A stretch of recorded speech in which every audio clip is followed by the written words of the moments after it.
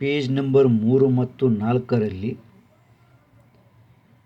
ಎರಡನೇ ಉದಾಹರಣೆ ಇದೆ. 3ರಲ್ಲಿಯ ಒಂದು ರಸ್ತೆಯ ಮೇಲೆ ಸರಳ ರೇಖೆಯಲ್ಲಿ ಯು, ವಿ ಹಾಗೂ ಎ ಪಟ್ಟಣಗಳಿವೆ. ಯು ಹಾಗೂ ಎಗಳಲ್ಲಿಯ ಅಂತರ 215 ಕಿಲೋಮೀಟರ್.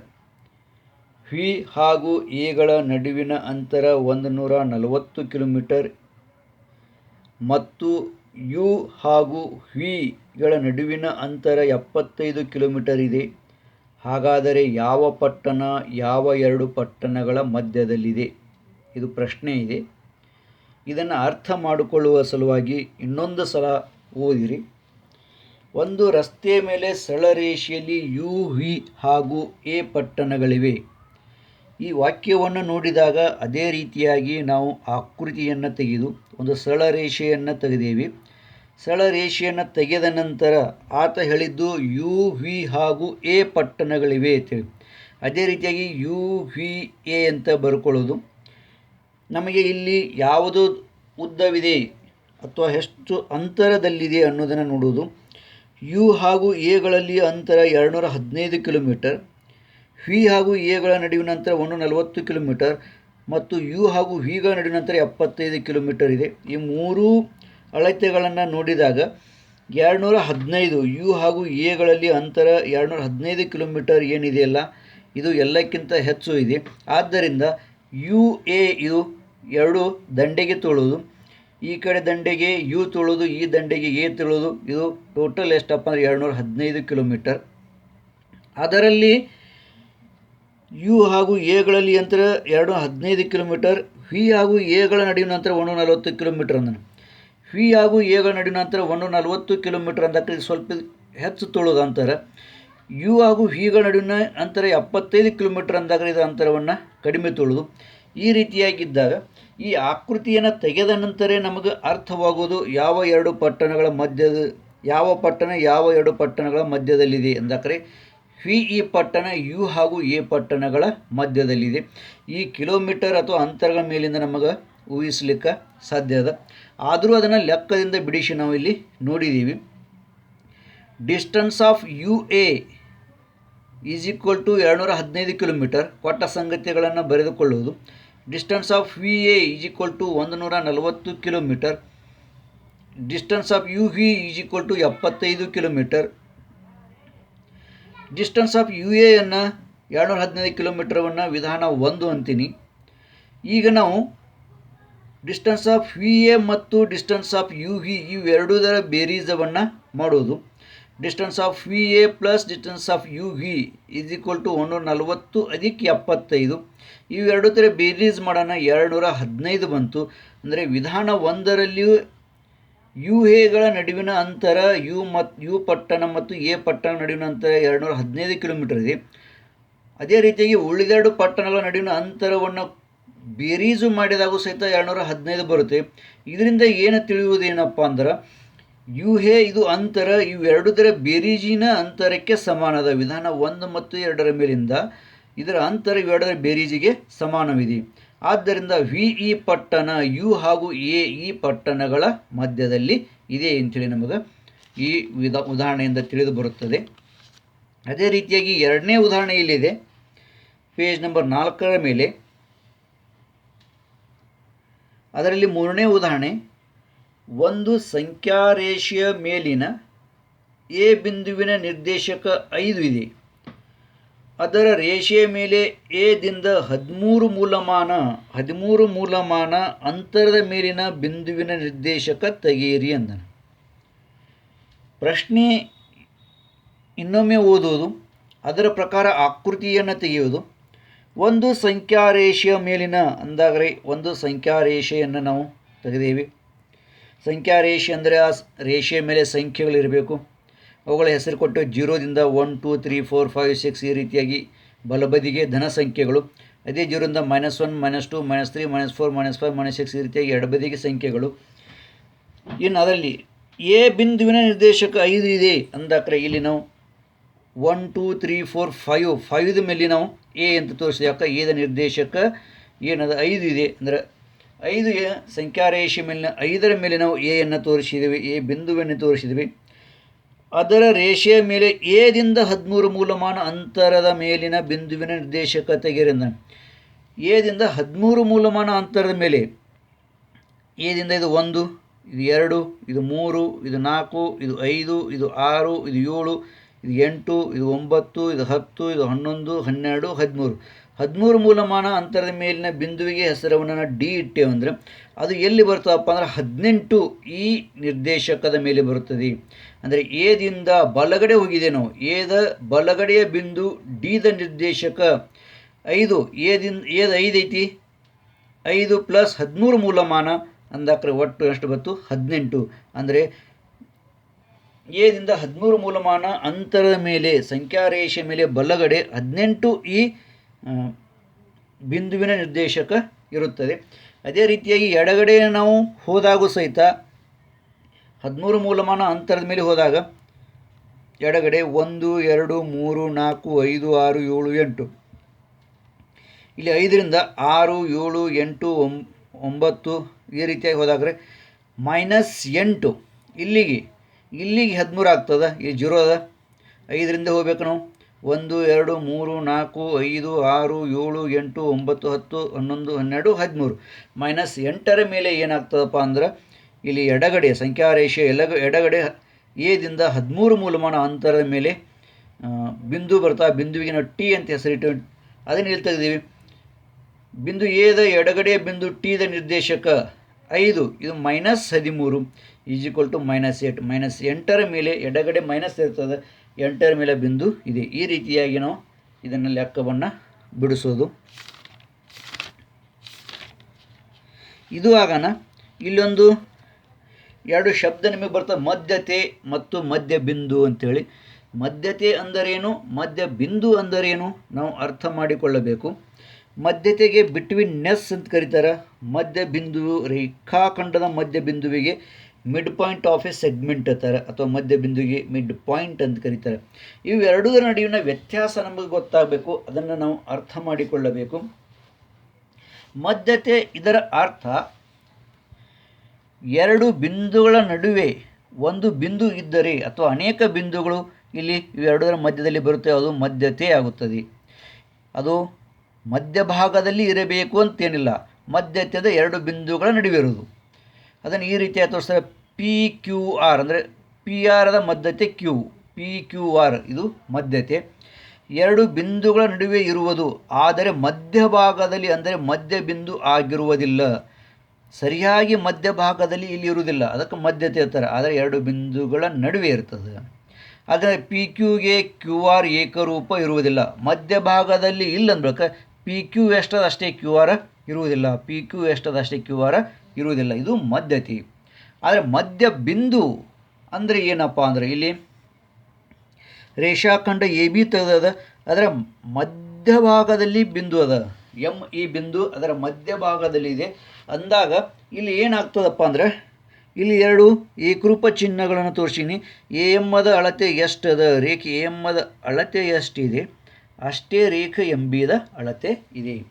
ಅಂದರೆ ಇದನ್ನು ಈ ರೀತಿಯಾಗಿ ಬರೀತಾರೆ AMB ಅಂತೇಳಿ, ಆದರೆ ಇದು ಮಧ್ಯ ಬಿಂದುವನ್ನು ತೋರಿಸ್ತದೆ. ಇಲ್ಲಿ ಸರಿಯಾಗಿ 2 ಬಿಂದುಗಳ ಮಧ್ಯಭಾಗದಲ್ಲಿರುತ್ತದೆ. ಏನು M ಈ ಬಿಂದು ಆ ರೇಖಾಖಂಡದ ಸರಿಯಾಗಿ 2 ಬಿಂದುಗಳ ಮಧ್ಯಭಾಗದಲ್ಲಿರುತ್ತದೆ. ಆಕೃತಿಯಲ್ಲಿ ಬಿಂದು M ಇದು ಮಧ್ಯ ಬಿಂದು ಇರುವುದರಿಂದ ರೇಖಾಖಂಡದ 2 ಏಕರೂಪ ಭಾಗಗಳಾಗುತ್ತವೆ. ಇಲ್ಲಿ ರೇಖಾಖಂಡದ 2 ಏಕರೂಪ ಭಾಗಗಳು ಆಗುತ್ತವೆ. ಆದ್ದರಿಂದ ರೇಖೆ AM ಏಕರೂಪ ರೇಖೆ MB. ಈ ರೀತಿಯಾಗಿ ನಾವು ಮಧ್ಯತೆ ಮತ್ತು ಮಧ್ಯ ಬಿಂದುವಿನ ನಡುವಿನ ಅಂತರ ಅಥವಾ ವ್ಯತ್ಯಾಸವನ್ನು ಗುರುತಿಸಬೇಕು. ಇನ್ನು ಉದಾಹರಣೆ ಸಂಗ್ರಹ 1.2 ಉದಾಹರಣೆ ಸಂಗ್ರಹ 1.2ದಲ್ಲಿ ನಿಮಗೇನೈತಿ, ಕೆಳಗೆ ಕೋಷ್ಟಕದಲ್ಲಿ ಸಂಖ್ಯಾರೇಷೆ ಮೇಲಿನ ಬಿಂದುಗಳ ನಿರ್ದೇಶಕ ಕೊಡಲಾಗಿದೆ. ಅದರ ಮೇಲಿಂದ ಕೆಳಗಿನ ರೇಖಾಖಂಡಗಳು ಏಕರೂಪ ಇವೆಯೇ ಎಂಬುದನ್ನು ನಿಶ್ಚಯಿಸಿರಿ ಇದೆ. ಇಲ್ಲಿ ಬಿಂದು ಕೊಟ್ಟಾನ ABCDE ಅಂಥೇಳಿ, ಆಮೇಲೆ ಅವುಗಳ ನಿರ್ದೇಶಕ ಕೊಟ್ಟಾನ -3, 5, 2, -7, 9 ಅಂತೇಳಿ. ಇವು ಏಕರೂಪ ಇವೆಯೇ ಎಂಬುದನ್ನು ನಿಶ್ಚಯಿಸಿರಿ ಅಂದರೆ ಹೇಳಿರಿ ಅಂದಂಗೆ. ಒಂದನೇದಾದ ರೇಖೆ ಡಿ ಇ ಹಾಗೂ ರೇಖೆ ಎ ಬಿ ಇವೆರಡೂ ರೇಖೆಗಳು ಏಕರೂಪ ರೇಖೆಗಳು ಇವೆಯೇ ಅನ್ನುವುದನ್ನು ಹೇಳೋದು. ಅದನ್ನು ಹೆಂಗೆ ಹೇಳೋದು? ಅದನ್ನೇ ಶಾರ್ಟ್ದಾಗ ರೇಖಾಖಂಡಗಳು ಏಕರೂಪ ಇವೆ ಹೇಳಿದ್ರಿಂದನ ರೇಖೆ ಡಿ ಇ ಹಾಗೂ ರೇಖೆ ಎ ಬಿ ಅವನ್ನ ಕಂಡುಹಿಡಿದ ಪ್ರಶ್ನೆ ಅದ. ಮೊದಲನೇದು ನಿರ್ದೇಶಕ ಚೌಕಟ್ಟನ್ನ ಕೊಟ್ಟಾನ, ಅದನ್ನು ಇಲ್ಲಿ ಬರ್ಕೊಂಡೇನೆ. ಡಿ ಬಿಂದು ನಿರ್ದೇಶಕ -7 ಅದ, ಇ ಬಿಂದು ನಿರ್ದೇಶಕ 9 ಅದ ಮತ್ತು ಎ ಬಿಂದು ನಿರ್ದೇಶಕ ಈ ಡಿ ಆಯಿತು. ಇನ್ನು ಎ ಬಿ ಇದು ಎ ಬಿಂದು ನಿರ್ದೇಶಕ -3 ಅದ, ಬಿ ಬಿಂದು ನಿರ್ದೇಶಕ 5 ಅದ.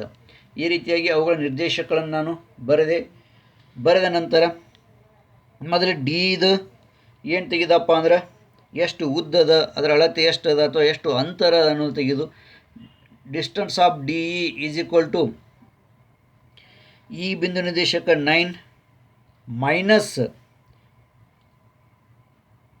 ಡಿ ಬಿಂದು ನಿರ್ದೇಶಕ -7 ಅದ. 9 -7 ಅಂದಾಕ 9 minus into minus plus 9 + 7 is equal to 16. ಅಂದರೆ ಡಿಸ್ಟೆನ್ಸ್ ಆಫ್ ಡಿ ಏನದಪ್ಪ ಅಂದರೆ 16 ಬರ್ತದೆ. 9ರೊಳಗೆ ಯಾಕೆ ನಾ 7ಅನ್ನು ಕಳೆದೆ ಅಂದರೆ 9 ದೊಡ್ಡ ಸಂಖ್ಯೆ ಇದೆ ಅದಕ್ಕಿಂತ 7ಕ್ಕಿಂತ. ಅಂದರೆ ಯಾವುದೇ ರೇಖಾಖಂಡದ ಎರಡು ಬಿಂದುವಿನ ನಡುವಿನ ನಿರ್ದೇಶಕವನ್ನು ನಾವು ತೆಗೆಯುವುದಿದ್ದರೆ ಅಲ್ಲಿ ಏನು ಮಾಡಬೇಕು? ದೊಡ್ಡ ಬಿಂದುವಿನ ನಿರ್ದೇಶಕದಲ್ಲಿ ಸಣ್ಣ ಬಿಂದುವಿನ ನಿರ್ದೇಶಕವನ್ನು ಕಳೆದು ದೊಡ್ಡ ಬಿಂದು ನಿರ್ದೇಶಕ 9, ಸಣ್ಣ ಬಿಂದು ನಿರ್ದೇಶಕ -7 ಅದನ್ನು ಇಲ್ಲಿ ಕಳೆದು ಮತ್ತು ಮೈನಸ್ ಬರ್ತದೆ. ಅದೇ ರೀತಿಯಾಗಿ ಡಿಸ್ಟೆನ್ಸ್ ಆಫ್ ಡಿ ಇ ಆದ ನಂತರ ಇನ್ನು ಇದನ್ನೇ ನಾವು ಡಿ ಇನ್ ಹಿಂಗೆ ಬರಿತೇವೆ. Distance of D E is equal to length of D E is equal to 16 ಅಂತೇಳಿ ಬರಿತೀವಿ. ಇನ್ನು ಡಿಸ್ಟೆನ್ಸ್ ಆಫ್ ಎ ಬಿ ಎರಡನೇ ತೆಗೆದು ಡಿಸ್ಟೆನ್ಸ್ ಆಫ್ ಎ ಬಿ ಅಂದರೆ ರೇಖೆ ಎ ಬಿ ಇದು A B is equal to ದೊಡ್ಡ ನಿರ್ದೇಶಕ 5 ಅದ, ಸಣ್ಣ ನಿರ್ದೇಶಕ ಮೈನಸ್ ಅದ. ದೊಡ್ಡ ನಿರ್ದೇಶಕದೊಳಗೆ ಸಣ್ಣ ನಿರ್ದೇಶಕವನ್ನು ಕಳೆದು -3 ಕಳೆದು -3 ಇಲ್ಲಿ minus into minus plus 5 + 3 is equal to 8. ಇಲ್ಲಿ 5 ದೊಡ್ಡ ನಿರ್ದೇಶಕ, 3 ಇದು ಸಣ್ಣ ನಿರ್ದೇಶಕದ. ದೊಡ್ಡ ನಿರ್ದೇಶಕದಲ್ಲಿ ಸಣ್ಣ ನಿರ್ದೇಶಕವನ್ನು ಕಳೆದೇವಿ. ಆದ್ದರಿಂದ distance of A B is equal to length of A B ಅಂತೂ ಸಹಿತ ಕರೀತಾರೆ ಈಸ್ ಈಕ್ವಲ್ ಟು 8. ಅಂದರೆ ಎ ಬಿದ ನಾವು ರೇಖೆ ಎ ಬಿದ ಅಳತೆ ಅಥವಾ ಅಂತರ ಅಥವಾ ಉದ್ದಳತೆಯನ್ನು ಕಂಡುಹಿಡಿದೇವಿ. ರೇಖೆ ಡಿ ಇದ ಉದ್ದಳತೆಯನ್ನು ಕಂಡುಹಿಡಿದೇವಿ. ಎರಡೂ ಉದ್ದತೆಗಳು ಅಷ್ಟೇ ಇವೆ ಏನು ಇಲ್ಲ. ರೇಖೆ ಡಿ ಇದ ಉದ್ದಳತೆ 16 ಬಂದಿದೆ, ರೇಖೆ ಎ ಬಿದ ಉದ್ದಳತೆ 8 ಬಂದಿದೆ. ಅಂದರೆ ವಿಧಾನ 1 ಮತ್ತು 2ರ ಮೇಲಿಂದ ರೇಖೆ ಡಿ ಇ ಹಾಗೂ ರೇಖೆ ಎ ಬಿ ಏಕರೂಪವಾಗಿರುವುದಿಲ್ಲ. ಈ ರೀತಿಯಾಗಿ ಉಳಿದ ಉದಾಹರಣೆಗಳನ್ನು ಸಹಿತ ನೀವು ಬಿಡಿಸಬೇಕು. ಅದಾದ ನಂತರ ಇಲ್ಲಿ ನಿಮಗೆ ಮಧ್ಯಬಿಂದು ಅಂದರೆ ಏನು ಹೇಳಿದ್ನಿ, ಮಧ್ಯಬಿಂದು ಅಥವಾ ಮಧ್ಯತೆ ಅಂದರೆ ಏನು ಅನ್ನೋದನ್ನು ಹೇಳಿದ್ನಿ. ಇನ್ನು ರೇಖಾಖಂಡಗಳ ಹೋಲಿಕೆ ಅದಕ್ಕೆ ಕಂಪ್ಯಾರಿಸನ್ ಆಫ್ ಸೆಗ್ಮೆಂಟ್ಸ್ ಅಂತ ಕರೀತಾರೆ. ಹೋಲಿಕೆ ಮಾಡುವುದಂದರೆ ಏನಪ್ಪ ಅಂದ್ರೆ ಯಾವ ರೇಖಾಖಂಡಕ್ಕಿಂತ ಚಿಕ್ಕದಿದೆ ಅಥವಾ ದೊಡ್ಡದಿದೆ ಅನ್ನೋದನ್ನು ಹೇಳೋದಕ್ಕೆ ರೇಖಾಖಂಡಗಳ ಹೋಲಿಕೆ ಅಂತ ಕರೀತಾರೆ. ಇಲ್ಲಿ ಎ ಬಿ ರೇಖಾಖಂಡ ತೆಗೆದಿದೆ, ಸಿ ಡಿ ರೇಖಾಖಂಡ ತೆಗೆದಿದೆ. ಇವು ಎರಡೂ ರೇಖಾಖಂಡಗಳನ್ನು ನಾವು ನಿರೀಕ್ಷಣೆ ಮಾಡಿದಾಗ ಎ ಬಿ ರೇಖಾಖಂಡ ಏನದ ಸಿ ಡಿ ರೇಖಾಖಂಡಕ್ಕಿಂತ ಚಿಕ್ಕದಾದ, ಅಂದರೆ ಸಿ ಡಿ ರೇಖಾಖಂಡ ಇದು ದೊಡ್ಡದಾದ. ಅದನ್ನೇ ಈ ರೀತಿಯಾಗಿ ನಾವು ಬರೀದಕ್ಕೆ ರೇಖೆ C D is greater than ರೇಖೆ ಎ ಬಿ ಈ ರೀತಿಯಾಗಿ ನಾವು ಬರೀಲೇ ಬರ್ತದೆ. ಅಥವಾ ರೇಖೆ A B is less than ರೇಖೆ ಸಿ ಡಿ ಅಂತೇಳಿ ಸಹಿತ ಬರೀಲಾಕ ಬರ್ತದೆ. ಇನ್ನು ರೇಖಾಖಂಡ ಅಥವಾ ಕಿರಣಗಳ ಲಂಬತ್ವ ಇದು ಕಂಟಿನ್ಯೂ ಮಾಡಿದ್ರೆ ಅಂದರೆ ಕಿರಣ ಆಗ್ತದೆ, ಇಷ್ಟೇ ತೊಗೊಂಡ್ರೆ ರೇಖಾಖಂಡ ಆಗ್ತದೆ. ಇದು ರೇಖಾಖಂಡ ಅಥವಾ ಕಿರಣಗಳ ಲಂಬತ್ವ ಅಂದಾಕ್ರೆ ಇದ್ರ ಮೇಲೆ ಲಂಬವನ್ನು ನಾವು ತೆಗೆಯುವುದು. ಲಂಬವನ್ನು ಯಾವ ರೀತಿಯಾಗಿ ತೆಗಿಬೇಕಪ್ಪ ಅಂದ್ರೆ ಇಲ್ಲಿ ಕೋನ ಮಾಪಕವನ್ನಿಟ್ಟು 90° ಅಳತೆಯನ್ನು ಮಾಡೋದು. ಆ 90° ಮೇಲೆ ಗುರುತು ಮಾಡಿ ನಾವು ರೇಷೆಯನ್ನು ಎಳೆದೇವೆ ಅಂದರೆ ಏನಾಗ್ತದೆ, ಲಂಬ ಬರ್ತದೆ. ಆ ಲಂಬವನ್ನು ತೆಗೆಯೋದಕ್ಕೇ ರೇಖಾಖಂಡದ ಲಂಬತ್ವ ಅಂಥೇಳಿ ಕರೀತಾರೆ. ಈ ರೇಖಾಖಂಡಗಳು ಪ್ರತಿಯೊಂದು ಕಡೆ ಲಂಬತ್ವ ಆದಾಕ್ರೆ ಇಲ್ಲೇನು ಕೋನಗಳು ತಯಾರಿರ್ತವೆ ಎಲ್ಲ ಕೋನಗಳು 4 ಕೋನಗಳು 90° ಇರುತ್ತವೆ. ಅಂದರೆ ಪರಸ್ಪರ ಲಂಬ ಇರ್ತದೆ. ರೇಖೆ ಎ ಬಿಗೆ ರೇಖೆ ಸಿ ಡಿ ಲಂಬ, ರೇಖೆ ಸಿ ಡಿಗೆ ರೇಖೆ ಎ ಬಿ ಲಂಬ, ರೇಖೆ ಎ ಬಿ ಲಂಬ ರೇಖೆ ಸಿ ಡಿ, ರೇಖೆ ಎ ಬಿ ಲಂಬ ಕಿರಣ್ ಸಿ ಡಿ. ಇದು ಕಿರಣ್ ಅಂದ್ರೂ ನಡೀತದೆ, ರೇಖೆ ಸಿ ಡಿ ಅಡ್ಡಿಡಿದ್ರೆ ಸಿ ಡಿ ರೇಖೆ ಅಂತೂ ಕರೀತಾರೆ. ಈ ರೀತಿಯಾಗಿ ಪರಸ್ಪರ ಅವು ಲಂಬ ಇರ್ತವೆ. ಇನ್ನು ಬಿಂದುವಿನ ರೇಖೆಯಿಂದ ಅಂತರ, ಒಂದು ರೇಖೆ ಅಥವಾ ಒಂದು ರೇಷೆ ತೆಗೆದೇವು ಅಂದರೆ ಅದರ ಮೇಲೆ ಒಂದು ಬಿಂದುವನ್ನು ತೋರಿಸಿದೆವಂದ್ರೆ ಅದರ ಮೇಲೆ ಒಂದು ಬಿಂದು ತೋರಿಸಿದೇವೆ, ಈ ಬಿಂದುವನ್ನು ಇದು ಇಲ್ಲ ಅಂತ ತಿಳ್ಕೊಳ್ಳಿ, ಬಿಂದುವನ್ನು ತೋರಿಸಿದೆ ಅಂದರೆ ಈ ಬಿಂದು ಈ ರೇಖೆಯ ಮೇಲೆ ಎಲ್ಲಿ ಅದ, ಎಷ್ಟು ಅಂತರದ ಮೇಲೆ ಇದೆ ಎಂದು ತೆಗಿಬೇಕಾದ್ರೆ ಅಂತರವನ್ನು ನಾವು ಹಿಂಗೆ ಓರೆಯಾಗಿ ತೆಗಿಲ ಬರೋಂಗಿಲ್ಲ, ಈ ರೀತಿಯಾಗಿ ತೆಗೆಯಲ್ಲ ಬರಲ್ಲ, ಅಂತರವನ್ನು ಈ ರೀತಿಯಾಗಿ ಓರೆಯಾಗಿ ತೆಗಿಬರಲ್ಲ. ಯಾವುದೇ ಒಂದು ಗಿಡ ಎಷ್ಟು ಎತ್ತರವಿದೆ ಅಥವಾ ಒಂದು ಗೋಡೆ ಎಷ್ಟು ಎತ್ತರವಿದೆ ಅಥವಾ ನಮ್ಮಿಬ್ಬರ ನಡುವೆ ಎಷ್ಟು ಅಂತರವಿದೆ, ಎಷ್ಟು ಅಂತರದಲ್ಲಿ ನಾವು ನಿಂತಿದ್ದೀವಿ ಅಂದಾಕ್ರೆ ಆ ವೇಳೆಯಲ್ಲಿ ನಾವು ಏನು ಮಾಡ್ತೀವಪ್ಪ ಅಂದರೆ ಸರಳವಾದ ರೇಷೆಯನ್ನು ತೆಗೆದಾಕ್ರೆ ನಮಗೆ ಅಂತರ ಬರ್ತದೆ. ಅದೇ ರೀತಿಯಾಗಿ ಇಲ್ಲಿ ರೇಷೆ ಎ ಬಿ ಮಿಂದ ಸಿ ಬಿಂದು ಎಷ್ಟು ಅಂತರದ ಮೇಲೆ ಇದೆ ಅಂದಾಕ್ರೆ ಇಲ್ಲಿ ನಾವು ಏನು ಮಾಡಬೇಕಾಗ್ತದೆ, ಲಂಬವನ್ನು ತೆಗಿಬೇಕು. ಆ ಲಂಬವನ್ನು ತೆಗೆದ ನಂತರ ಎಲ್ಲಿ ಬಂದು ಕೂಡ್ತದೆ ಅದಕ್ಕೆ ಬಿಂದು ಡಿ ಅಂತ ಹೆಸರಿಟ್ಟಿವಿ. ಈ ರೇಷೆಯ ಹೊರಗಡೆ ಇರುವ ಬಿಂದುವಿಗೆ ಸಿ ಅಂತ ಹೆಸರಿಟ್ಟಿದ್ದೀವಿ. ಇದನ್ನು ಲಂಬವನ್ನು ತೆಗೆದಾಗ ಇದನ್ನು ಏನು ಅಳಿತೀವಲ್ಲಪ್ಪ, ಇದನ್ನೇ ಏನಪ್ಪ ಅಂದ್ರೆ ಅಂತರ. ಬಿಂದು ಡಿಗೆ ಸಿ ಡಿಯ ಲಂಬಪಾತ ಎನ್ನುವರು. ಬಿಂದು ಡಿ ಏನಪ್ಪ ಅಂದರೆ ಇದು ಸಿ ಡಿ ಲಂಬಪಾದ ಎನ್ನುವರು, ಇದು ಲಂಬಪಾದ ಅಂಥೇಳಿ ಕರೀತಾರೆ. ಇದು ಅಂತರ ಎ ಎಂದೆ ಅಂದರೆ length of C D is equal to A. ಇಲ್ಲಿ 2 ಬಂತಂದರೆ length of C D is equal to 2 ಅಂದಕ್ರಿ ಬಿಂದು ಸಿ ಇದು ಎ ಬಿದಿಂದ 2 ಸೆಂಟಿಮೀಟರ್ ಅಂತರ ಮೇಲಿದೆ, ಎ ಅಂದರೆ ಎ ಅಂತರದ ಮೇಲಿದೆ. ಈ ರೀತಿಯಾಗಿ ನಾವು ಅಂತರವನ್ನು ತೆಗಿಬೇಕು. ಅಂದರೆ ಅಂತರ ತೆಗೆಯುವ ವೇಳೆಯಲ್ಲಿ ಲಂಬವನ್ನು ತೆಗೆಯುವ ಅವಶ್ಯಕತೆ ಇದೆ. ಲಂಬವನ್ನು ಕಾಟ್ಕೊಂಡು ತಿಳ್ಕೊಂಡು ಪಟ್ಟಿಯ ಸಹಾಯದಿಂದಲೂ ಸಹಿತ ನಮಗೆ ತೆಗಿಲಾಕ ಬರ್ತದೆ. ಉದಾಹರಣೆ ಸಂಗ್ರಹ 1.2ದಾಗ ಒಂದು ಉದಾಹರಣೆ ನೋಡಿದ್ದೀವಿ. ಅದೇ ರೀತಿಯಾಗಿ ಉಳಿದ ಉದಾಹರಣೆಗಳನ್ನು ನೀವು ಬಿಡಿಸ್ರಿ. ಇನ್ನು ಸಶರ್ತ ವಿಧಾನಗಳು ಮತ್ತು ವ್ಯತ್ಯಾಸ, ಇದಕ್ಕೆ ಕಂಡೀಷನಲ್ ಸ್ಟೇಟ್ಮೆಂಟ್ಸ್ ಆ್ಯಂಡ್ ಕನ್ವರ್ಸ್ ಅಂತೇಳಿ ಕರೀತಾರೆ. ಸಶರ್ತ ವಿಧಾನಗಳು ಅಂದರೆ ಏನು, ಯಾವುದಕ್ಕೆ ನಾವು ಸಶರ್ತ ವಿಧಾನಗಳು ಅಂತೇಳಿ ಕರಿತೀವಿ, ಯಾವ ವಿಧಾನಗಳನ್ನು ಇದ್ದರೆ ಆಗ ಸ್ವರೂಪದಲ್ಲಿ ಬರೆಯಲು ಬರುವುದೋ ಅವುಗಳಿಗೆ ಸಶರ್ತ ವಿಧಾನಗಳು ಎನ್ನುವರು. ಒಂದು ವಿಧಾನವನ್ನು ಕೊಟ್ಟಾಗ ಅದನ್ನು ನಮಗೆ ಇದ್ದರೆ ಆಗ ಸ್ವರೂಪದಲ್ಲಿ ಬರೆಯಲು ಬರುತ್ತಿದ್ದರೆ ಅದಕ್ಕೆ ಸಶರ್ತ ವಿಧಾನ ಅಂಥೇಳಿ ಕರೀತಾರೆ. ಇಲ್ಲಿ ನೋಡಿರಿ, ಸಶರ್ತ ವಿಧಾನದಲ್ಲಿ ಇದ್ದರದಿಂದ ಆರಂಭವಾಗುವ ವಿಧಾನಕ್ಕೆ ಪೂರ್ವಾರ್ಧ ಅಂತಾರೆ. ಇದ್ದರೆದಿಂದ ಆರಂಭವಾಗುವ ವಿಧಾನಕ್ಕೆ ಪೂರ್ವಾರ್ಧ ಅಥವಾ ಪಕ್ಷ ಅಂತ ಕರೀತಾರೆ. ಆಗದಿಂದ ಆರಂಭವಾಗುವ ವಿಧಾನಕ್ಕೆ ಉತ್ತರಾರ್ಧ ಅಥವಾ ಸಾಧ್ಯ ಅಂಥೇಳಿ ಕರೀತಾರೆ. ಅಂದರೆ ನಾವು ಇದ್ದರೆ ಆಗ ಸ್ವರೂಪದಲ್ಲಿ ಬರೆದಾಗ ಅಥವಾ ಹೇಳಿದಾಗ ಇದ್ದರೆ ತನಕ ಏನು ಬರ್ತದೆ ಅದು ಪಕ್ಷ, ಇದ್ದರೆ ನಂತರ ಏನು ಬರುತ್ತದೆ ಅದು ಸಾಧ್ಯ. ಈ ಪಕ್ಷ ಸಾಧ್ಯ ನಿಮಗೆ ಪ್ರಮೇಯವನ್ನು ಬಿಡಿಸುವ ವೇಳೆಯಲ್ಲಿ ಅತಿ ಅವಶ್ಯಕವಾಗಿ ಉಪಯೋಗವಾಗುವ, ಅದಕ್ಕೆ ಇದು ಲಕ್ಷ್ಯದಲ್ಲಿ ಇರುವುದು ಅವಶ್ಯಕವಾಗಿದೆ. ಮೊದಲು ಬರುವಂಥ ವಿಧಾನಕ್ಕೆ ಇದ್ದರೆಗಿಂತ ಮೊದಲು ಬರುವ ವಿಧಾನಕ್ಕೆ ಪೂರ್ವಾರ್ಧ ಅಥವಾ ಪಕ್ಷಾಂತರ, ನಂತರ ನಂತರ ಬರುವ ವಿಧಾನಕ್ಕೆ ಉತ್ತರಾರ್ಥ ಅಥವಾ ಸಾಧ್ಯ ಅಂತ ಕರೀತಾರೆ. ಇದನ್ನು ನಾವು ಸ್ಪಷ್ಟವಾಗಿ ಅರ್ಥ ಮಾಡಿಕೊಳ್ಳುವುದಿದ್ದರೆ ಒಂದು ಉದಾಹರಣೆಯನ್ನು ಇಲ್ಲಿ ನೋಡೋಣ. ಸಮಭುಜ ಚೌಕೋನದ ಕರ್ಣಗಳು ಪರಸ್ಪರ ಲಂಬ ದ್ವಿಭಾಜಕ ಇರುತ್ತವೆ. ಇದೊಂದು ಉದಾಹರಣೆ. ಸಮಭುಜ ಚೌಕೋನದ ಕರ್ಣಗಳು ಪರಸ್ಪರ ಲಂಬ ದ್ವಿಭಾಜಕ ಇರುತ್ತವೆ.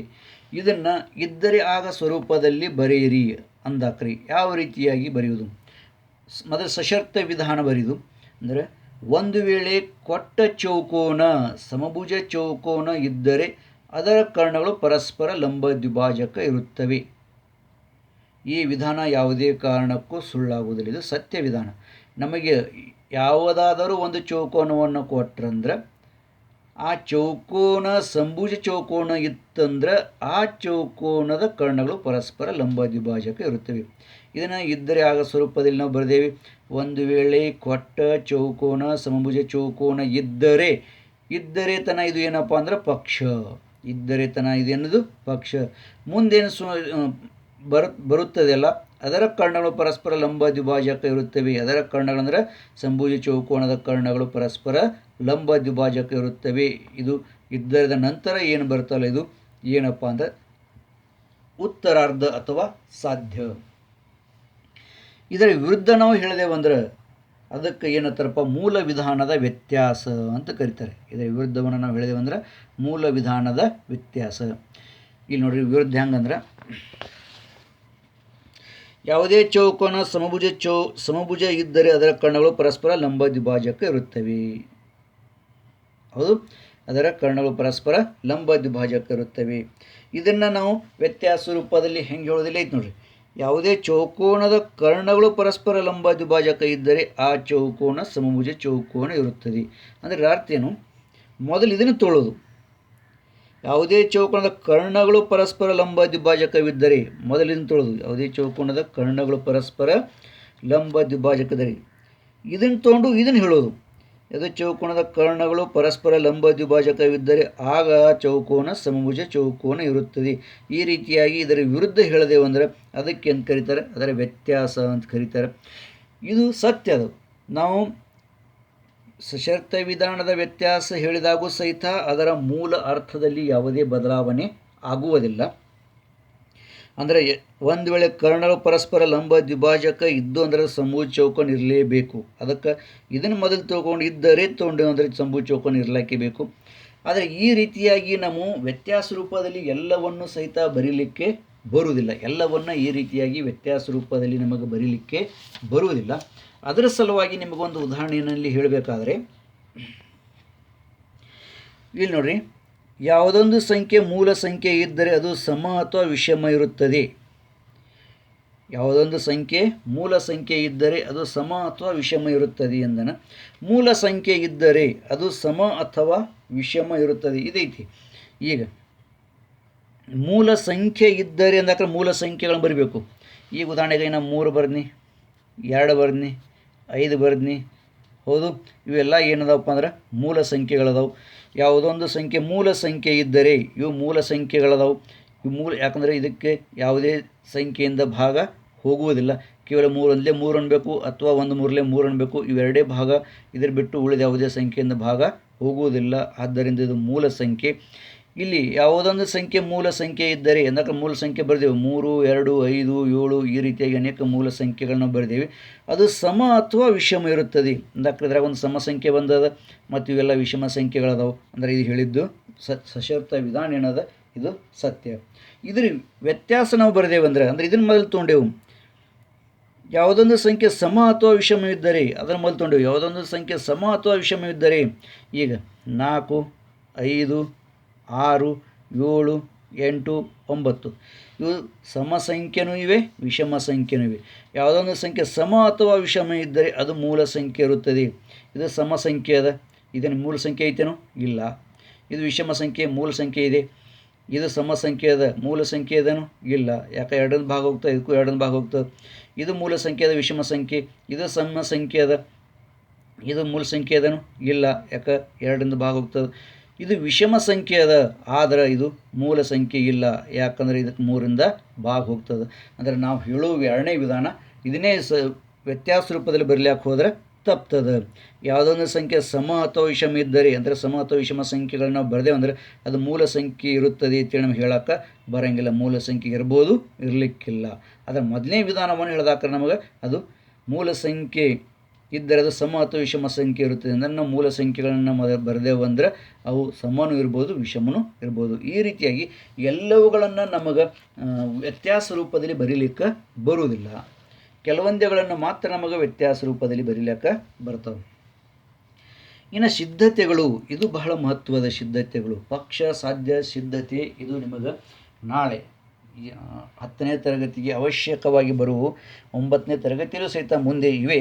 ಅವುಗಳನ್ನು ಈ ಸಿದ್ಧತೆಯನ್ನು ಯಾವ ರೀತಿಯಾಗಿ ಮಾಡಬೇಕು ಅನ್ನೋದನ್ನು, ಈ ಪ್ರಮೇಯಕ್ಕೆ ಮೂಲ ಕಾರಣೀಭೂತ ಯಾರಪ್ಪ ಅಂದರೆ ಯುಕ್ಲಿಡ್ ಎಂಬ ವಿಜ್ಞಾನಿ. ಈ ಯುಕ್ಲಿಡ್ ಎಂಬ ವಿಜ್ಞಾನಿ ಏನು ಮಾಡ್ದಪ್ಪ ಅಂದ್ರೆ ಕೆಲವೊಂದು ಸಿದ್ಧ ಮಾಡುವ ಸಲುವಾಗಿ ಸರ್ವಸಾಮಾನ್ಯ ವಿಧಾನಗಳನ್ನು ತೆಗೆದುಕೊಂಡ ಅವುಗಳ ಸಹಾಯದಿಂದ ಸಿದ್ಧತೆ ಮಾಡಲು ಹೇಳಿದ. ಕೆಲವು ಸ್ವಯಂ ಸಿದ್ಧ ಹಾಗೂ ಸರ್ವಸಾಮಾನ್ಯ ವಿಧಾನಗಳನ್ನು ತೆಗೆದುಕೊಂಡ ಅವುಗಳಿಗೆ ಗ್ರಹೀತಕಗಳು. ಗ್ರಹೀತಕ ಅಂದರೆ ಮೊದಲು ಊಹಿಸೋದು, ಎಕ್ಸ್ ಎಂದು ತಿಳಿಯುವ, ವಾಯ್ ಎಂದು ತಿಳಿಯುವ, ಈ ರೀತಿಯಾಗಿ ನಾವೇನು ಹೇಳ್ತೇವಲ್ಲ ಪಿ ಎಂದು ತಿಳಿಯುವ, ಗ್ರಹಿಸ್ತೇವಪ್ಪ ಎಲ್ಲ ನಾವು ಅದನ್ನು ಸಿದ್ಧ ಮಾಡೋದು. ನಂತರ ಆ ವಿಧಾನ ನಮಗೆ ಸಿದ್ಧ ಆಗಲಿಲ್ಲ ಅಂದರೆ ಅದರ ಮೇಲಿಂದ ನಮಗೆ ಈ ಪ್ರಮೇಯವನ್ನು ತೆಗಿಲಾಕ ಬರುತ್ತೋ ಇಲ್ಲೋ ಅನ್ನೋದು ಗೊತ್ತಾಗ್ತದೆ. ಇದರಲ್ಲಿ 2 ಪ್ರಕಾರದವು, ಪ್ರತ್ಯಕ್ಷ ವಿಧಾನ ಮತ್ತು ಅಪ್ರತ್ಯಕ್ಷ ವಿಧಾನ ಅಂತೇಳಿ ಸಿದ್ಧತೆಯಲ್ಲಿ 2 ಪ್ರಕಾರಗಳು. ಕೆಲವೊಂದು ಗ್ರಹೀತಕಗಳನ್ನು ಕೊಟ್ಟಾನಿಲ್ಲಿ ಆತ ಹೇಳಿದ್ದು, ಒಂದು ಬಿಂದುವಿನಿಂದ ಹಾಯ್ದು ಹೋಗುವ ಅಸಂಖ್ಯ ರೇಷೆಗಳಿರುವವು. ಹೌದು, ಒಂದು ಬಿಂದು ತೆಗೆದೆ ಅಂದರೆ ಅದರಿಂದ ಹಾಯ್ದು ಹೋಗುವಂಥ ಅಸಂಖ್ಯ ರೇಷೆಗಳನ್ನು ನಮ್ಮ ತೆಗಿಲ ಬರ್ತದೆ. ಎರಡು ಬಿಂದುವಿನಿಂದ ಒಂದೇ ಒಂದು ರೇಷೆ ಹಾಯ್ದು ಹೋಗುವುದು. ಎರಡು ಬಿಂದು ತೆಗೆದೇ ಅದರಿಂದ ಹಾಯ್ದು ಹೋಗುವಂಥ ಒಂದೇ ಒಂದು ರೇಷೆಯನ್ನು ತೆಗೆಯಲು ಬರ್ತದೆ. ಇನ್ನು ಒಂದು ಬಿಂದು ಇಟ್ಟು ಅದನ್ನೇ ಕೇಂದ್ರವಾಗಿ ಇಟ್ಟು ಅನೇಕ ವರ್ತುಳಗಳನ್ನು ತೆಗಿಲಾಕ ಬರ್ತದೆ. ಅಂದರೆ ಬೇರೆ ಬೇರೆ ತ್ರಿಜ್ಯದ, ಅಂದರೆ ಚಿಕ್ಕವು ದೊಡ್ಡವು ಈ ರೀತಿಯಾಗಿ ಅನೇಕ ವರ್ತುಳಗಳನ್ನು ತೆಗಿಲ ಬರ್ತದೆ. ಇಂಥ ಮೂಲಭೂತ ಗುಣಧರ್ಮಗಳನ್ನು ನಾವು ಗ್ರಹಿತವಾಗಿ ಇಟ್ಟುಕೊಂಡು ಸಿದ್ಧತೆಯನ್ನು ಮಾಡ್ಲಿಕ್ಕೆ ಬರ್ತದೆ. ಇದನ್ನು ಮೊಟ್ಟ ಮೊದಲು ಹೇಳಿಕೊಟ್ಟವ ಯುಕ್ಲಿಡನ್ನು.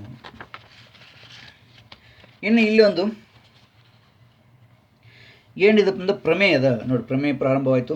ಪ್ರಮೇಯದ ಆ ಪ್ರಮೇಯವನ್ನು ನಾವು ಇಲ್ಲಿ ನೋಡೋಣ. ಪ್ರಮೇಯ ಏನದಪ್ಪ ಅಂದ್ರೆ, ಎರಡು ರೇಷೆಗಳು ಒಂದನ್ನೊಂದು ಛೇದಿಸುತ್ತಿದ್ದರೆ ಉಂಟಾದ ವಿರುದ್ಧ ಕೋನಗಳು ಏಕರೂಪ ಇರುತ್ತವೆ. ಈ ಪ್ರಮೇಯವನ್ನು ಈಗ ನೋಡೋಣ. ಎರಡು ರೇಷೆಗಳು ಒಂದನ್ನೊಂದು ಛೇದಿಸುತ್ತಿದ್ದರೆ ಉಂಟಾದ ವಿರುದ್ಧ ಕೋನಗಳು ಏಕರೂಪ ಇರುತ್ತವೆ. ಇದೊಂದು ಪ್ರಮೇಯ ಇದೆ. ಇಲ್ಲಿ ನಾವು ಪ್ರಮೇಯದಲ್ಲಿ ಆ ಲೈನ್ ಒಂದೇ ಕೊಟ್ಟಿರ್ತಾನೆ. ಈಗ ನಾವು ಓದಿರುವ ಲೈನ್ ಮಾತ್ರ ಕೊಟ್ಟಿರುವನು, ಹೊರತಾಗಿ ಪಕ್ಷ, ಸಾಧ್ಯ, ಸಿದ್ಧತೆ ಅಥವಾ ಆಕೃತಿ ಇವು ಯಾವುಗಳನ್ನು ಕೊಟ್ಟಿರುವುದಿಲ್ಲ. ಅವುಗಳನ್ನು ನಾವೇ ಬರಿಬೇಕಾಗ್ತದೆ. ಅದಕ್ಕೆ ಮೊದಲು ನಾವು ಕೊಟ್ಟಿರುವ ಪ್ರಮೇಯವನ್ನು ಸರಿಯಾಗಿ ಓದಬೇಕು. ಎರಡು ರೇಷೆಗಳು ಒಂದನ್ನೊಂದು ಛೇದಿಸುತ್ತಿದ್ದರೆ ಇದ್ದರೆ ಇದು ಏನಪ್ಪ ಅಂದ್ರೆ ಸಶರ್ತ ವಿಧಾನ ಅಥವಾ ಪೂರ್ವಾರ್ಧ. ಉಂಟಾದ ವಿರುದ್ಧ ಕೋನಗಳು ಏಕರೂಪ ಇರುತ್ತವೆ. ಇದು ಉತ್ತರಾರ್ಧ ಅಥವಾ ಇದು ಸಾಧ್ಯ. ಇದ್ದರೆ ತನಕ ಪಕ್ಷ, ನಂತರ ಇದ್ದದ್ದು ಸಾಧ್ಯ. ಅದರ ಸಹಾಯದಿಂದ ನಾವು ಪಕ್ಷ ಸಾಧ್ಯವನ್ನು ಬರೆದುಕೊಳ್ಳುವುದು. ನೋಡಿ, ಎರಡು ರೇಷೆಗಳು ಒಂದನ್ನೊಂದು ಛೇದಿಸುತ್ತಿದ್ದರೆ ಇದರ ಮೇಲಿಂದ ನಾವೇ ಸ್ವತಃ ಆಕೃತಿಯನ್ನು ತೆಗಿಬೇಕು. ಎಂಥ ಆಕೃತಿಗಳು ತೆಗಿಬೇಕಂದ್ರೆ ಎರಡು ರೇಷೆಗಳು ಛೇದಿಸಬೇಕು. ಇಲ್ಲಿ ಆಕೃತಿ ತೆಗೆದ ಇದೊಂದು ರೇಷೆ ಅದ, ರೇಷೆ ಎ ಬಿ ಮತ್ತು ರೇಷೆ ಡಿ ಸಿ ಇನ್ನೊಂದು ರೇಷೆ ಅದ. ಇವೆರಡೂ ಇಲ್ಲಿ ಓ ಬಿಂದುವಿನಲ್ಲಿ ಛೇದಿಸಿವೆ. ಈ ರೀತಿಯಾಗಿ ಇದನ್ನು ಓದ್ಕೊಂತ ನಾವು ಆಕೃತಿಯನ್ನು ತೆಗೆದು ಪಕ್ಷ ಸಾಧ್ಯಗಳನ್ನು ಬರೆಯುವುದು. ಈ ಆಕೃತಿಯನ್ನು ತೆಗೆದಂದರೆ ಅದರ ಸಹಾಯದಿಂದ ನಾವು ಪಕ್ಷವನ್ನು ಬರೆದು, ರೇಖೆ ಎ ಬಿ ಮತ್ತು ರೇಖೆ ಸಿ ಡಿಗಳು ಪರಸ್ಪರ ಓ ಬಿಂದುವಿನಲ್ಲಿ ಛೇದಿಸಿವೆ. ಅದು ಅದರ ಮೇಗಿಂದ ಆಕೃತಿ ತೆಗೆದು ಅದಕ್ಕೆ A O B C O D ಅಂದರೆ ನಡುವಿದೆ ಅಂತ ಓ. ಎ ಓ ಬಿ ಅಂದರೆ ಓ ಮಧ್ಯದಲ್ಲಿದೆ, ಸಿ ಓ ಡಿ ಅಂದರೆ ಸಿ ಓ ಮಧ್ಯದಲ್ಲಿದೆ. ಇನ್ನು ಸಾಧ್ಯ ಏನಂದನ, ವಿರುದ್ಧ ಕೋನಗಳು ಏಕರೂಪ ಇರುತ್ತವೆ. ಈ ಲೈನಿನ ಮೇಲಿಂದ ನಾವು ಸಾಧ್ಯವನ್ನು ಬರ್ಕೋಬೇಕು. ಇದು ಕೆಳಗಿಂದ ಏನೂ ಇರೋಂಗಿಲ್ಲ. ಎರಡು ರೇಷೆಗಳಿಂದ ರೇಷೆ ತೆಗೆದೆವು, ಪರಸ್ಪರ ಒಂದೊಂದು ಛೇದಿಸಿದೆವು, ಅವುಗಳ ಹೆಸರು ಕೊಟ್ಟೇವೆ, ಅದರ ಸಹಾಯದಿಂದ ಪಕ್ಷವನ್ನು ಬರ್ಕೊಂಡೇವೆ.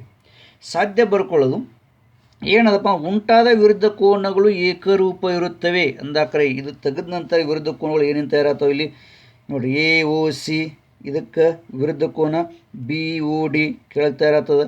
ಎ ಓ ಡಿ ಇದು ವಿರುದ್ಧ ಕೋನ, ಅದಕ್ಕೆ ವಿರುದ್ಧ ಕೋನ ಸಿ ಓ ಡಿ ಇಲ್ಲಿ ವಿರುದ್ಧ ಕೋನ. ಎರಡು ಜೋಡಿ ವಿರುದ್ಧ ಕೋನಗಳಲ್ಲಿ ತಯಾರಾಗ್ತವೆ. ಅವು ಏಕರೂಪ ಇರುತ್ತವೆ ಅನ್ನೋದನ್ನು ಸಿದ್ಧ ಮಾಡೋದು. ಅದನ್ನೇ ಬರೀದು ಸಾಧ್ಯದಾಗ ಯಾವ ಸಿದ್ಧ ಮಾಡೋದಿರ್ತದೆ ಅದನ್ನು ಸಾಧ್ಯ ಒಳಗೆ ಬರಿಬೇಕಾಗ್ತದೆ. ಕೋನ್ A O C is equal to ಕೋನ್ B O D. A O C ಅಂದರೆ ಈ ಮ್ಯಾಗಿನ ಬಾಜು ಬತ್ತು, ಬಿ ಓ ಡಿ ಅಂದರೆ ಇಲ್ಲಿ ಕೆಳಗಿನ ಬದಿ ಬತ್ತು. ಇವು ಎರಡು ಏಕರೂಪ ವಿರುದ್ಧ ಕೋನಗಳದಾವು, ಇವು ಏಕರೂಪ ಅದಾವು ಅಂತೇಳಿ ಸಿದ್ಧ ಮಾಡೋದು. ಕೋನ್ B O C is equal to ಕೋನ್ ಎ ಓ ಡಿ. ಕೋನ್ ಬಿ ಓ ಸಿ ಅಂದರೆ ಈ ಬಲಬದಿ ಬಂತು, ಎ ಓ ಡಿ ಅಂದರೆ ಎಡಬದಿ ಬಂತು. ಇವು ಎರಡು ವಿರುದ್ಧ ಕೋನಗಳದಾವು, ಇವು ಏಕರೂಪ ಅದಾವು ಅಂತೇಳಿ ಸಿದ್ಧವನ್ನು ಮಾಡೋದು. ಒಂದು ಸಿದ್ಧ ಮಾಡಿದ್ರೆ ಮತ್ತೊಂದು ಸಿದ್ಧ ಮಾಡ್ಲಿಕ್ಕೆ ಬರ್ತವೆ. ವಿರುದ್ಧ ಕೋನಗಳು ಏಕರೂಪಿವೆ ಅಂತೇಳಿ ಮೊದಲ ಸಿದ್ಧತೆಯನ್ನು ಮಾಡುವಾಗ ಇವೆರಡರ ಬೇರೇಜ್ ಮಾಡ್ತೀನಿ. ಕೋನ್ ಎ ಓ ಸಿ ಪ್ಲಸ್ ಕೋನ್ B O C. A O C ಅಂದರೆ ಇಲ್ಲಿ ಮ್ಯಾಗ ಬಂತು, ಬಿ ಓ ಸಿ ಅಂದರೆ ಇಲ್ಲಿ ಬಂತು. ಇಲ್ಲಿಂದ ಇಲ್ಲಿಗೆ ಎರಡು ಬೇರೇಜ್ ಅಂದರೆ ಪೂರ್ಣ ಇಲ್ಲಿಂದ ಇಲ್ಲಿಗೆ. ಕೋನ್ A O C plus B O C is equal to 180 ಅಂಶ. ಯಾಕೊಂದು ರೇಷೆ ತಯಾರಾಯಿತು. ಈ ಛೇದಿಕೆ ಒಂದು ಪೂರ್ಣ ಇಲ್ಲಿಂದ ಇಲ್ಲಿಗೆ ಅಂದರೆ ಇದು ಏನಾಗ್ತದಪ್ಪ ಅಂದರೆ ಏಕರೇಷೆಯ ಜೋಡಿ ಕೋನಗಳಾಗ್ತವೆ. ಏಕರೇಷೆಯ ಜೋಡಿ ಕೋನಗಳು ಏನಿರ್ತಾವೆ, ಪೂರಕ ಇರ್ತವೆ. ಅಂದರೆ ಅವುಗಳ ಬೇರೀಸು 180 ಅಂಶ ಇರ್ತದೆ. ಎದ್ರ ಮೇಲಿಂದ ಹೇಳಿದವಪ್ಪ ಅಂದ್ರೆ ಇಲ್ಲಿ ರೇಷೆಯ ಜೋಡಿ ಕೋನ ತಯಾರಾಗ್ತವೆ. ಅದೇ ರೀತಿಯಾಗಿ ಎರಡನೇದು ಕೋನ್ ಬಿ ಓ ಸಿ ಅದಿ ಕೋನ್ B O D is equal to 180 ಅಂಶ. ಇದಕ್ಕೆ ಎರಡು ಅಂದೇವಿ. ಕೋನ್ B O C, B O C ಅಂದರೆ ಇಲ್ಲಿ ಕೋನ ತಯಾರಾಯಿತು. ಕೋನ್ ಬಿ ಓ ಡಿ ಅಂದರೆ ಇಲ್ಲಿ ಕೋನ ತಯಾರಾಯಿತು. ಇವೆರಡು ಈ ರೇಷೆಗೆ ಇದು ಏನಾಗ್ತದೆ, ರೇಷೆಯ ಜೋಡಿ ಕೋನ ಆಗ್ತದೆ. ಸಿ ಡಿ ರೇಷೆಗೆ ಇದು ರೇಷೆಯ ಜೋಡಿ ಕೋನ ಆಗ್ತದೆ. ಮತ್ತು ಇದು 180 ಅಂಶ ಆಗ್ತದೆ ರೇಷೆಯ ಜೋಡಿ ಕೋನಗಳು. ಇಲ್ಲಿ ವಿಧಾನ ಒಂದರಲ್ಲಿ 180 ಈಸ್ ಈಕ್ವಲ್ ಟು ವಿಧಾನ 2 ಸಹಿತ ಈಸ್ ಈಕ್ವಲ್ ಟು 180 ಅಂದರೆ ವಿಧಾನ 1 ಈಸ್ ಈಕ್ವಲ್ ಟು ವಿಧಾನ 2 ಆಗ್ತದೆ. ಅದಕ್ಕೆ ಕೋನ್ ಎ ಒ ಸಿ ಅದಕ್ಕೆ ಕೋನ್ ಬಿ ಒ ಸಿ ವಿಧಾನ 1 ಈಸ್ ಈಕ್ವಲ್ ಟು ಕೋನ್ ಬಿ ಒ ಸಿ ಅದಕ್ಕೆ ಕೋನ್ ಬಿ ಒ ಡಿ ವಿಧಾನ 2. ಯಾಕೆ ಈಸ್ ಈಕ್ವಲ್ ಟು ಇಟ್ಟಂದರೆ ಎರಡು ಥರದ್ದು ಬೇರೀಸು ಅಷ್ಟೇ ಇದೆ ಅದಕ್ಕೆ ಅಂದ ಕಾರಣವಾಗಿ ವಿಧಾನ 1 ಮತ್ತು 2ರ ಮೇಲಿಂದ ನಾವು ಇಲ್ಲಿ ಈಸ್ ಈಕ್ವಲ್ ಟು ಅನ್ನು ಇಟ್ಟೇವಿ. ಇಲ್ಲಿ ನಾನು ಏನು ಮಾಡ್ತೀನಿ, ಕೋನ್ ಎ ಒ ಸಿ ಅದಕ್ಕೆ ಕೋನ್ ಬಿ ಒ ಸಿ ಅದ ಈಸ್ ಈಕ್ವಲ್ ಟು ಕೋನ್ ಬಿ ಒ ಸಿ ಅದ. ಈ ಬಿ ಒ ಸಿಯನ್ನು ಈ ಈಸ್ ಈಕ್ವಲ್ ಟು ದ ಎಡಬದಿಗೆ ತಂದೆ ಅಂದರೆ ಮೈನಸ್ ಆಗ್ತದೆ. ಮೈನಸ್ ಆಗೋಣ ಕೋನ್ ಬಿ ಒ ಸಿ ಒಳಗೆ ಕೋನ್ ಬಿ ಒ ಸಿ ಹೋಗ್ತದೆ, ಉಳಿತದೇನು ಕೋನ್ ಎ ಒ ಸಿ ಮತ್ತು ಕೋನ್ ಬಿ ಒ ಡಿ ಉಳಿತದೆ. ಆದ್ದರಿಂದ ಕೋನ್ A O C is equal to ಕೋನ್ ಬಿ ಒ ಡಿ ಆಗ್ತದೆ. ಯಾಕಂದ್ರೆ ಕೋನ್ ಬಿ ಒ ಸಿಯನ್ನು ನಾವು ತೆಗೆದಿದ್ದೀವಿ. ಯಾಕೆ ತೆಗೆದೀವಿ ಅಂದರೆ ಎಡಬದಿ ಇದ್ದು ಬಲಬದಿ ಹೋಗೋಣ ಮೈನಸ್ ಆಗ್ತದೆ, ವಿರೋಧ ಚಿಹ್ನೆ ಅಥವಾ ಬಿ ಒ ಸಿಗಳ ಕೋನ್ ಬಿ ಒ ಸಿಗಳ ಚಿಹ್ನೆಗಳು ವಿರುದ್ಧ ಆಗ ನಾವು ಹೋಗ್ತಾವೆ. ಇವೆರಡೇ ಉಳಿತಾವೆ. ಇವೆರಡನ್ನು ಆಕೃತಿ ನೋಡೋದು. ಕೋನ್ ಎ ಒ ಸಿ ಎಲ್ಲದ, ಎ ಒ ಸಿ ಇಲ್ಲಿ ಮ್ಯಾಗದ, ಕೋನ್ ಬಿ ಒ ಡಿ ಎಲ್ಲದ, ಕೋನ್ ಬಿ ಒ ಡಿ ಇಲ್ಲಿ ಕೆಳಗದ. ಇವೆರಡು ಮತ್ತು ವಿರುದ್ಧ ಕೋನಗಳದು. ವಿರುದ್ಧ ಕೋನಗಳು ಈಸ್ ಈಕ್ವಲ್ ಟು ಬಂದದ ಅಂದರೆ ವಿರುದ್ಧ ಕೋನಗಳು ಏಕರೂಪ ಇರುತ್ತವೆ ಅಂತ ನಮಗೆ ಇಲ್ಲಿ ಸಿದ್ಧ ಆಯಿತು. ಇದೇ ರೀತಿ ಇದನ್ನು ಹೆಂಗೆ ಸಿದ್ಧ ಮಾಡಿದ ರೀತಿ ಕೋನ್ B O C is equal to ಕೋನ್ ಎ ಒ ಡಿ ಅಂತೇಳಿ ಸಿದ್ಧ ಮಾಡ್ಲಿಕ್ಕೆ ಬರ್ತದೆ. ಈ ರೀತಿಯಾಗಿ ನಾವು ಏನು ಮಾಡೋದಪ್ಪ ಅಂದ್ರೆ ಈ ಪಕ್ಷ ಸಾಧ್ಯ ಸಿದ್ಧತೆಗಳನ್ನು ಸ್ವತಃ ಬರೆದುಕೊಂಡು ನಾವು ಬಿಡಿಸಬೇಕು.